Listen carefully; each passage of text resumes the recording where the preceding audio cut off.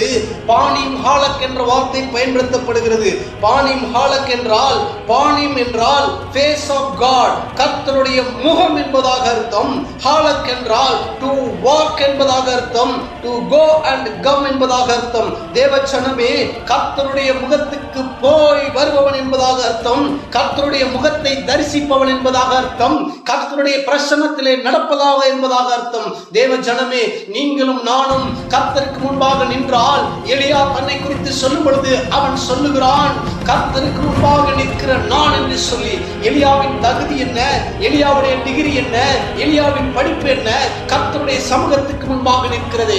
நீங்களும் நானும் கர்த்தருடைய சமூகத்துக்கு முன்பாக நின்றால், கடன்களுக்கு முன்பதாகவோ உலக பிரகாரமான பிரச்சனை போராட்டங்களுக்கு முன்பதாகவோ நான் நிற்க மாட்டோம். பிரியமானவர்களே, கர்த்தருக்கு முன்பாக நிற்கிறவன் ஒரு நாளும் வெட்கப்பட்டு போவதே இல்லை.